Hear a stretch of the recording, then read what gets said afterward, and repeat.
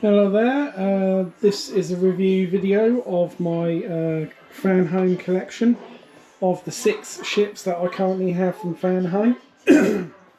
As you saw in my previous video, I recently moved to a new house. This new house is better and I have a whole new display layout. See, so all of sorry. All of my display cabinets are together, side by side, and I've also set up my ships in a new way. So these are my 6 ships from Fanhome I've got. So the first one in the collection was the U.S.S. Titan that aired in Season 3 Star Trek Picard, and that is the Neo Constitution class. And yeah, this is the rechristened, the refit version of the it's supposed to be the refit version of Riker's Titan, but from the design of the ship to Titan that Fanhome has done, they do look like 2 entirely different ships. So I'm thinking that this is actually just the predecessor. This is a new build. Yeah, that's the Titan A. Neo Constitution. Very, very nice ship. Good size. Pays homage to the original Constitution class as well. So it's like a newer version of it, but upgraded.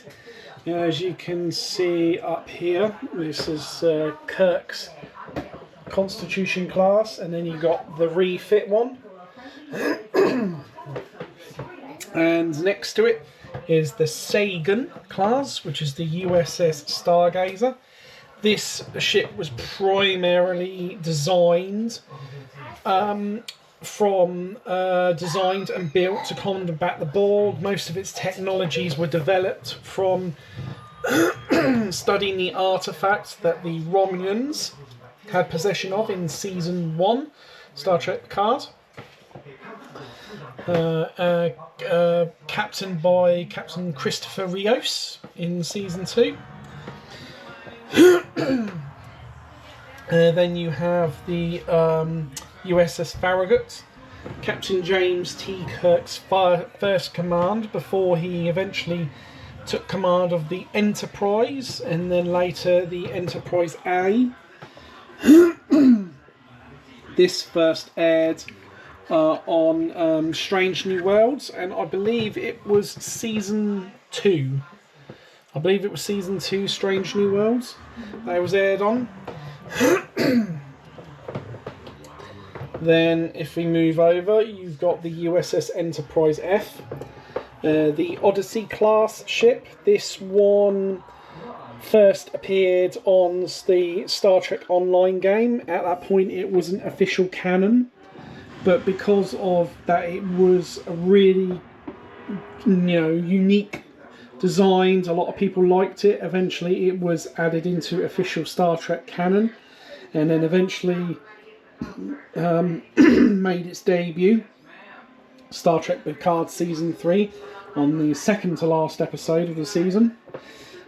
Captained at the Federation Day ceremony, and it was also decommissioned as well, and later it was lost in the battle against the Borg when they took control of the fleet, and apparently this ship was destroyed in the battle between the fleet and space dock.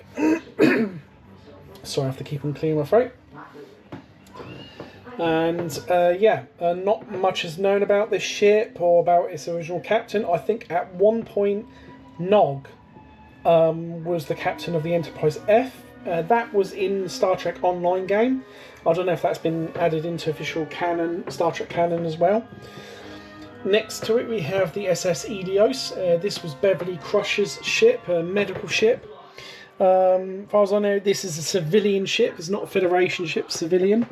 So, you know, Beverly Crusher used it, you know, with her son Jack Crusher, to, you know, basically a humanitarian aid to worlds that needed it, you know, supplies and stuff like that. That you saw in the first episode of season 3, Star Trek Picard.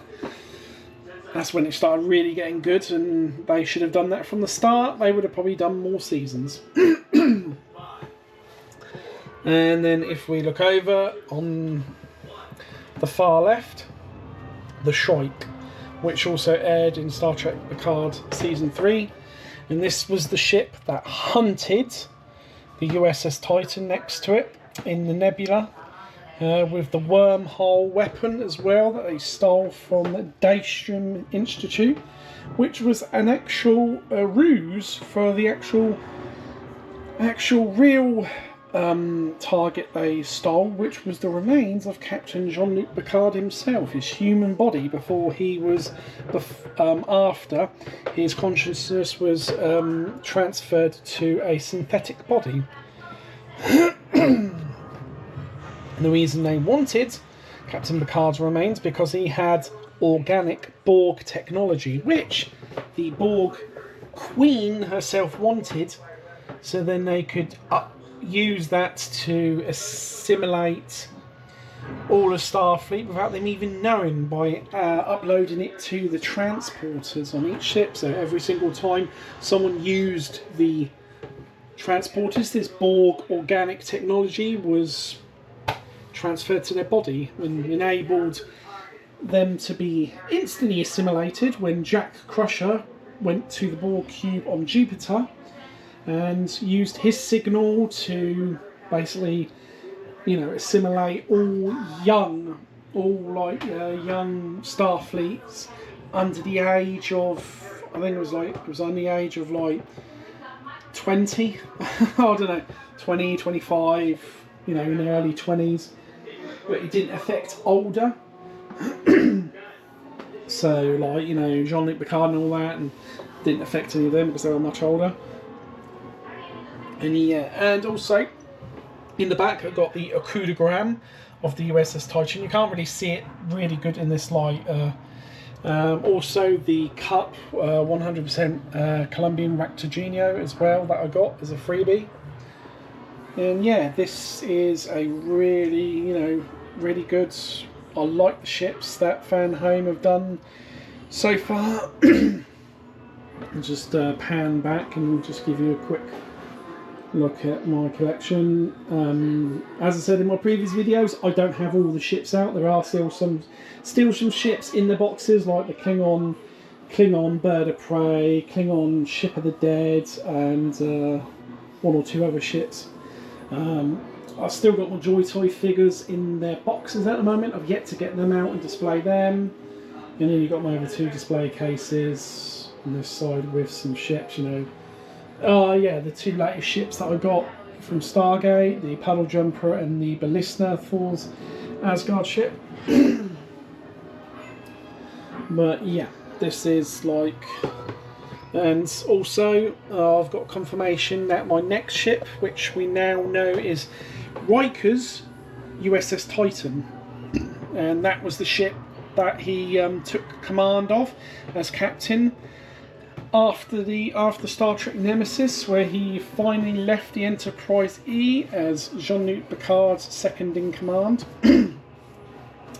That ship was later commanded by Commander Worf at some point.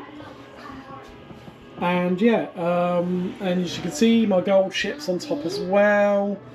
Like, I really like the US Enterprise F. And yeah, and then you got the Enterprise E up there, which I've got the XL one. So this is literally just like a quick pan of all my ships.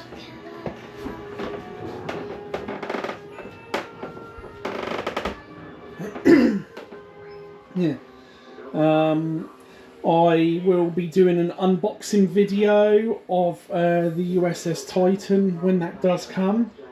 And that will be 7 ships so far, so that'd be like 7 ships out of the 20.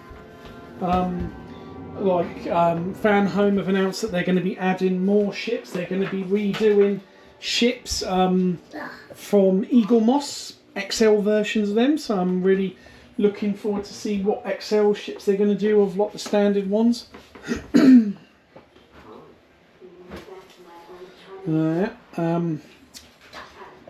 So it's my daughter and is in the other room. She's just playing. She always wants to get involved in my videos.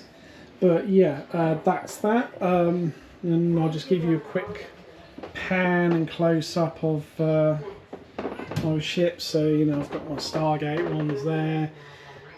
Stargate from Stargate SG-1, one from Atlantis, Puddle Jumper.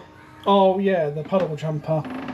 Major design flaw on the side, as you've seen the videos. Don't know how Master Replicas actually managed to blunder that, but they did, didn't they?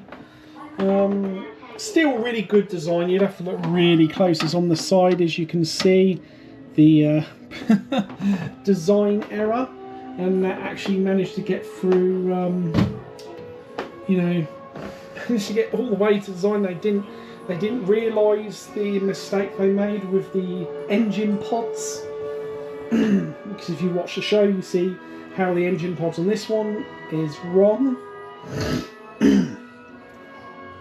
So yeah, that is my video, and I hope you like it, and I hope more people do subscribe. Please like and comment in the descriptions down below, and I will see you in my next video of the unboxing and review of Riker's USS Titan from Fanhome.